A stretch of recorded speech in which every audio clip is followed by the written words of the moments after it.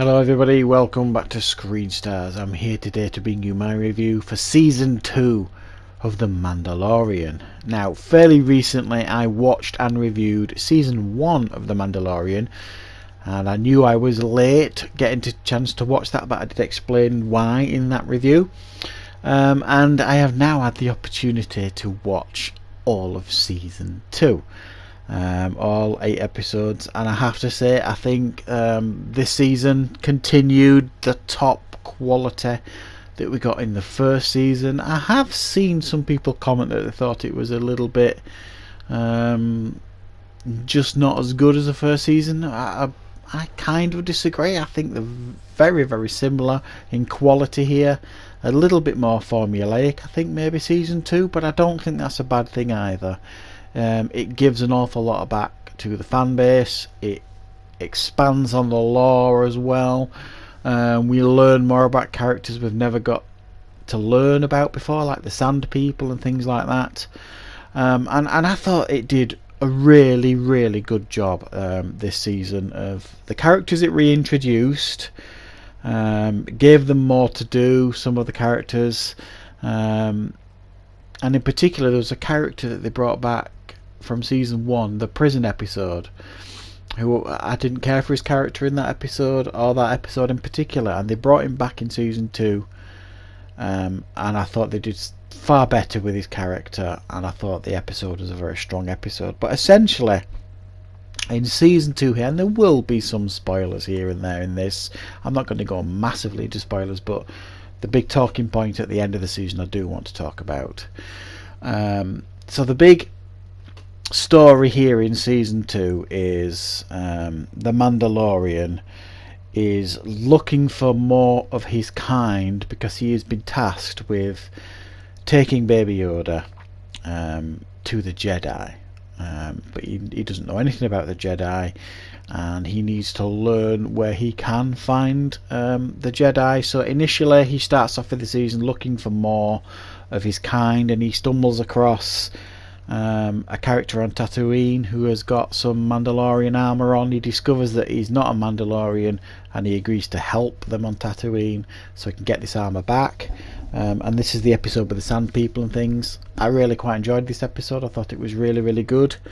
And we get a hint in this episode that there may well be the owner of that armor making an appearance later on.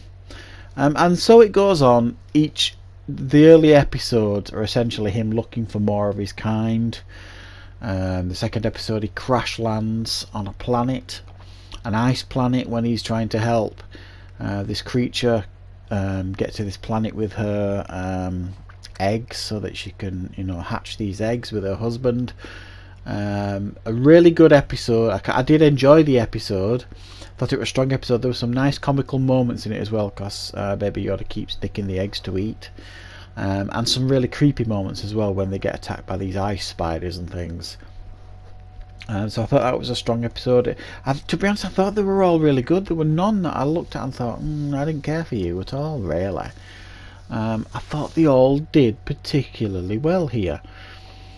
The introduction of some characters, namely Boba Fett, returns here. Really great. In my mind, before I saw Boba Fett being introduced into the series, in my mind I'm thinking, how are they going to do this and make it effective, bearing in mind what happened to him in Return of the Jedi. And I thought they did a brilliant job of reintroducing Boba Fett. Fantastic. He's completely badass in this show. He really was. Katie Sackhoff as a Mandalorian, brilliant. Sasha Banks as well, the WWE wrestler, she's in it as well as a Mandalorian. Really great. He teams up with them on an episode. He teams up with a Jedi on another episode where we also get Michael Biehn make an appearance. He teams up with a Jedi to take out like this cruel, evil governess, I suppose you could call her, on this planet, so that he can learn more about where the Mandalorians are, and more Jedis and things like that. And then the season finishes, if you like, when Moff Gideon, who we saw at the end of the first season, played by Giancarlo Esposito from Breaking Bad.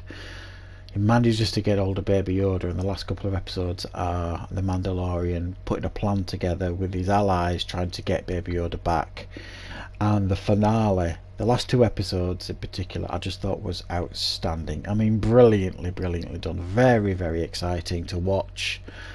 And the highlight, obviously, was the return, and this is the major spoiler here, guys. If you don't know, turn off now. The return of Luke Skywalker. Wow, what a feeling that was, eh?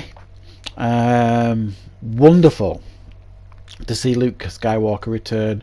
We've never really seen Luke as a complete and utter badass Jedi. And he takes out these dark troopers, these new robotic stormtroopers that probably are more like Cylons than stormtroopers. I thought that was interesting. They reminded me very much of Cylons, but these dark troopers that are very, very difficult to take down. I mean, the Mandalorian struggled very much to take down one of them, and then Luke turns up,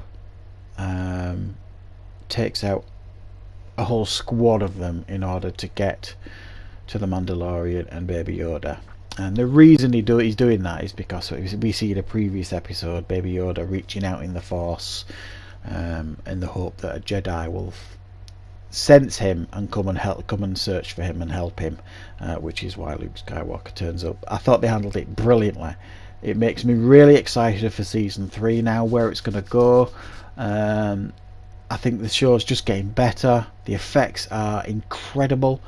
Great stories. I really enjoyed season 2. I'm going to give it another 9 out of 10. I can't really give you much fault with it. If you're a Star Wars fan, you're going to absolutely lap it up. Trust me, it is that good. So that is my review for season 2 of The Mandalorian. I hope you liked it. Thank you very much for watching. And of course, I'll be back with more content very shortly on Screen Stars. See you soon.